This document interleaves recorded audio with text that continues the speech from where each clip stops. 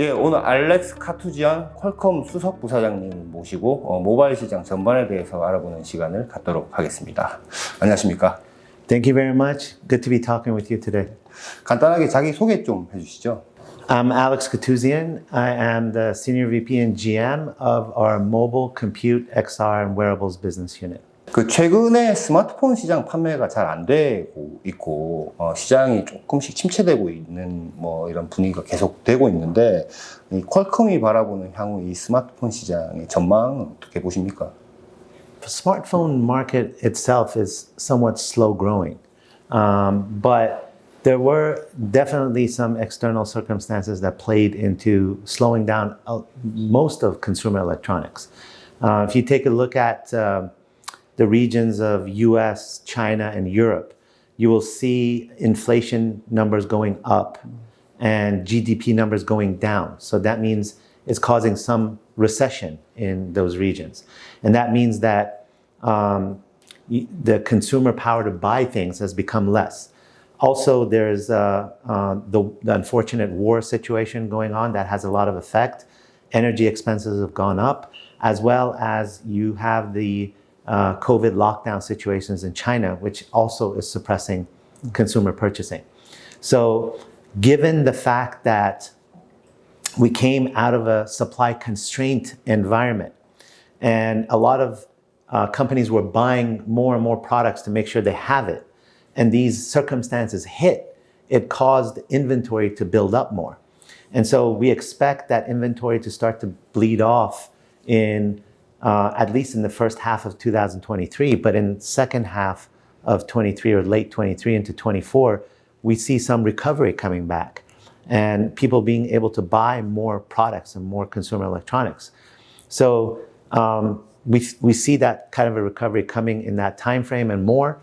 And for the handset, it's such a large market that people will start to refresh their phones and it'll be time to buy more devices. As well as tablets and PCs and XR devices and watches, smartwatches and things. So we do see some sort of a recovery happening late 23 into 24. And we are providing the best system solution continuously throughout that time to our OEM partners, our OS partners, or developer partners. So we will continue doing the same thing during that period. 지금 좀 본질적으로 지금 스마트폰 시장이 한 15억대 이상은 안 올라가고 있는 상황인데 그게 어떤 이런 외부적인 환경 변수 말고 뭔가 이 본질적인 어떤 이 폰 시장의 어떤 뭐랄까요 그 성장에 대한 어떤 정체가 저는 있다고 보는데 이거를 좀 뚫고 갈 수 있을 만한 어떤 그 키포인트 같은 게 있다고 보십니까? Yeah, I think the market hovers anywhere between 1.5 to 1.7. And the reduction is, in fact, what we talked about. There's recession, the consumer purchasing is not as hard. There's external factors that are having a big effect on that. But how do we grow in a slow growth market? If you take a look at the Qualcomm strategy, it's twofold. One is we try to expand our solution to more of the bill of materials inside of a handset. We have our front end that attaches to our chipset. We have power management ICs and codecs, Wi-Fi, Bluetooth, fingerprint, multiple other solutions that kind of hover around the main processor. And so we continuously will try to expand that out as it makes sense.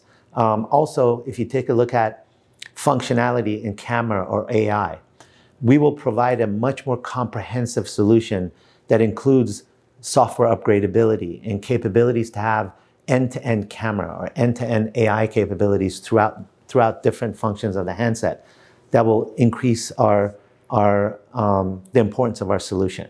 And then secondly, we have always been in competition with very formidable companies. And the other way to grow in this slow growth market is if we provide a solution that is far superior to what the competition has to offer, we can displace them and take more share.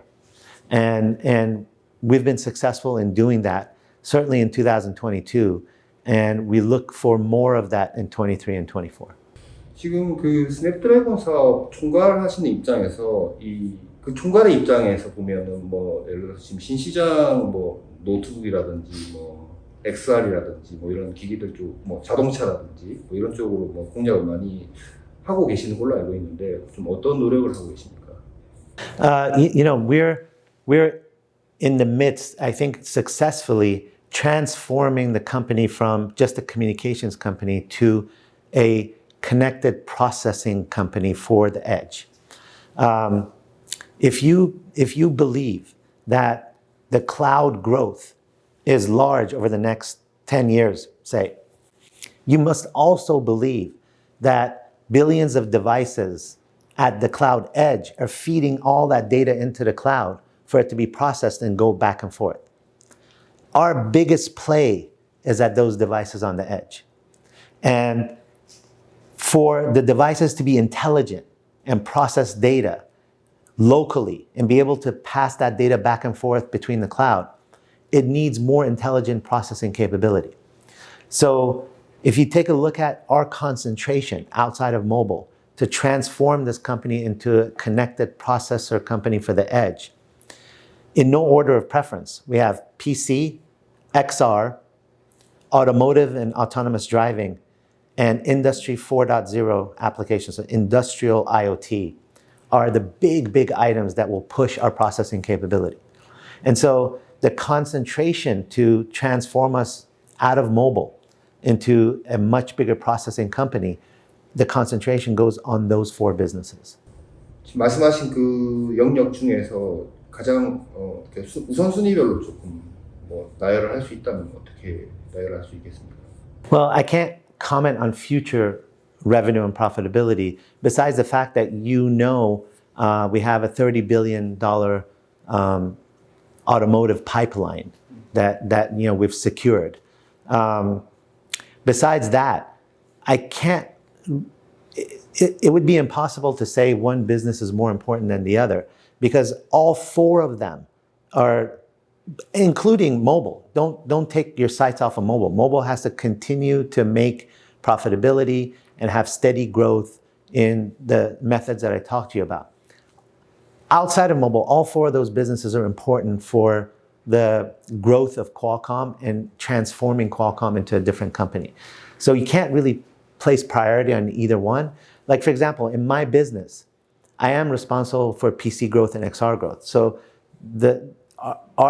our people who are very skilled at making these businesses happen, we're going to fully concentrate to make sure these businesses become successful across as many parts of the ecosystem as possible. The automotive BU are going to fully concentrate on making sure auto is going to be successful. IoT BU is to fully concentrate to make sure IoT is successful. You can't really say one is more important than the other. All four of them play a major role in the success of Qualcomm. 제가 이 질문 드리는 이유는 스마트폰 시장이 어쨌든 쭉 이렇게 빠르게 성장해서 뭔가 이 후방 산업계의 새로운 매출원이 됐는데 이제 뭐 계속 성장하고는 있다고 하지만 과거와 같은 높은 성장을 기대하기 힘들게 됐고 그래서 뭐 혹자는 신시장을 자동차 쪽을 보는 사람도 있고 혹은 메타버스 쪽을 보는 사람도 있고 한데 뭐 이제 그거에 대해서 좀 궁금한 게 있어서 제가 여쭤봤던 것이거든요. 뭐 예를 들어서 뭐 자동차 같은 경우는 뭐 성장이 많이 되고 있긴 하지만 전체 시장이 그렇게 크지는 않고 메타버스는 실제로 이렇게 막 성장을 급격하게 할 것인가라는 거에 대해서 시장에 의문점이 있는데 좀 부연 설명을 조금만 더 해주시면 좋겠습니다. All of these businesses are long-term bets. You can't look at 23, 24. You have to look at 5 to 7 years out, all of them. And when we enter a market, especially if it's incumbent market, meaning there's already established competitors in there, we always look for three things that give us an advantage. And if they're in line, we figure out how to get and enter into that business. One is a disruptive solution to change the market. Okay? Two is long-term investment because it'll take a while for us to get in. And three is to have really supportive and strong go-to-market partners. And if you look at the history of Qualcomm, when we entered the UMTS or 3G market outside of CDMA, it was exactly like that. Established market, competitors way ahead of us, vertically integrated solutions from Motorola, Nokia, Ericsson. We entered the market, disruptive solution, long-term investment. It took us 7 years to build our solution and get it into the market successfully. And we had huge go-to-market partners like Samsung, LG, and others that came with us and we pushed this solution in. So we had this, we did it again in Wi-Fi, we did it again in our front end, we're doing it again in PC. If you look at PC, we have a disruptive solution. It's an inflection point in the market for PCs to change, to become mobile, to look more like phones. Multimedia is important, AI is important, long battery life, always on, connected, all important. We have a disruptive solution, we have a long-term investment. We've been investing for at least 5 years in Windows on Snapdragon, and before that on regular Windows. And we have a very, very strong relationship with Microsoft as a go-to-market partner and major OEMs designing with us. XR, yes, the market has to grow, but it's a long-term growth. And we truly believe that there are applications for VR and MR that are going to pave the path over to AR. And you want to use that as a computing supplement to the devices you already have. So a phone and a PC being supplemented by these new tools to see data differently, to interact differently, to have a much richer user experience. So we're betting that long term. Automotive, you've seen the pipeline is large. The market is a long-term bet. It's not 1 or 2 years, it's 10-year bet. And same with industrial IoT. We believe we have the right technology to go into that market. We can provide the processing capability for manufacturers to use our solution. We have the connectivity solution. We have a private network solution. We can provide multiple different assets into that industry that we already have and are established in. And so what's happening at Qualcomm is we are redirecting resources to those growth businesses. We are supplementing them with more investment. And we're making sure that our steady state businesses in mobile is going to continue to prosper. But we are redirecting and putting more resources into those growth businesses than we've ever done before. 근래에 인수한 누비아라는 회사가 있는데 지금 퀄컴하고의 어떤 기술 융합이라고 해야 될까요? 그런 거 진행 상황에 대해서 좀 얘기를 해주실 수 있는 부분이 있습니까? So when we were making Windows on Snapdragon PCs initially, getting into a new market and learning from it is very important. And what we learned is that the piece that was really missing out of the capabilities that we had was CPU performance that the market is used to. And with the purchase of Nuvia, we have access to a customized solution that allows us to have a very, very good balance between performance and power dissipation. And we can balance that in such a way where the design of PCs become a lot lighter, no fans. Battery life can last much, much longer. And the ARM ecosystem is already massive in Android, but it's actually growing in Windows as well. And so applications being ported to it, ISVs and developers porting to it have become large. So filling that gap was very, very important for us. But the Nuvia purchase isn't just for PCs. It's also going to make its way into our handset solutions. And those handset solutions will proliferate from premium tier to low tier. And last but not least, into automotive. We will use those CPUs in our automotive solutions as well. Like I said, everything is a long-term bet. PC is a 10-year bet. Automotive is a 10-year bet. XR is a 10-year bet. Industrial IoT is a 10-year bet. And so we have all the assets now.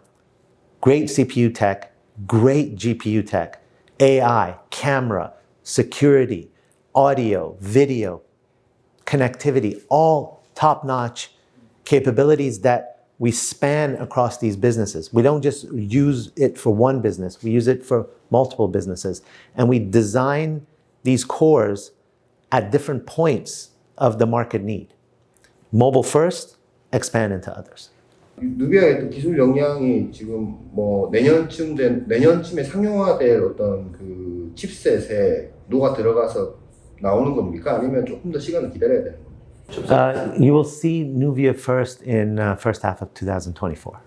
이번에 AI를 굉장히 많이 강조를 하셨는데 사실 과거까지는 뭐 5G 이런 쪽을 이제 강조를 많이 하셨단 말이죠. 근데 각국의 어떤 통신사들이 뭔가 시설 투자에 부담을 느껴서 그런지 뭔가 밀리미터웨이브 쪽에 투자는 이제 많이 지연이 되고 있고 오히려 봤을 때 조금 포기하는 게 아닌가 싶을 정도예요. 대한민국 같은 경우는 뭐 그런 어떤 인프라 투자에 대해서 굉장히 소극적인 것이 있는데 이 점에 대해서 퀄컴은 좀 어떻게 보십니까? I think you know, if you take a look at how an operator works, it's kind of like in segments of providing data. The larger piece of coverage will come with and maybe LTE and some 5G. More concentrated coverage will come from sub-6, and then even more concentrated coverage for absolute, you know, massive amounts of data will come from millimeter wave. We always believed that all three are necessary to cover everyone that has capabilities and needs for throughput and data. And so our solutions are ubiquitous. You know, we can have millimeter wave, sub-6, LTE all supported. And we are looking for different and multiple industries to use all of them. And so millimeter wave is prominent in the US. Korea hasn't adopted, you're correct. Japan is adopting. Parts of Southeast Asia are adopting. There's new spectrum that is going to become available in China and India. So we see the proliferation of millimeter wave happening over the next 2 or 3 years. And we think not only on the handset side, but industrial applications, manufacturing applications, automotive applications are going to become very well used with millimeter wave. So investment now and getting ahead of the market and providing that capability as a norm for all of our users is a strategy to make sure these devices are in place when millimeter wave becomes more and more used. 마지막 질문 하나 드리겠습니다. 그 퀄컴의 파운드리 전략, 아까 방향성에 대해서 좀 얘기를 좀 해주시면 좋겠습니다. So if you take a look at the history of Qualcomm, we've always been very diversified with our foundry use. We use all the nodes. We have legacy nodes from 180 nanometer all the way down to older nodes like 28 nanometer, 40 nanometer, 28 nanometer. And then we use leading edge nodes for our big processing capabilities. And so our system solutions are comprised of multiple different nodes. So our diversity is a must. We're the only company that has the agility and capability to move even between leading edge nodes. We demonstrated that last year. We went from the Samsung node to TSMC node halfway through a transition of a premium tier. And we got it done in like almost single try. So we have the capability to have the movement between foundries, but we do believe in diversity of the foundry. We do believe in geographical diversity of foundries. However, we're in cooperation and teamwork with all of our foundry partners. So for example, if foundries out of Taiwan and foundries out of Korea want to have US-based solutions, we're always cooperating with them. If US-based foundries are coming up, we will cooperate with them. And so we're always looking for that diversity, both in the actual manufacturing facility as well as geographical diversification. And we were cooperating with all of our partners to try to make that happen. So we're open to all of those diversification strategies and cooperating with them to make that happen.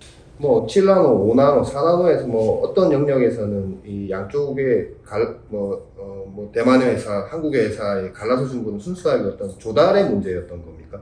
Yes, because you know, when you have short supply, and if you can get supplies from someplace else, and you have the capability to move, we did. We did it on several different parts with several different nodes, because we needed the supply. But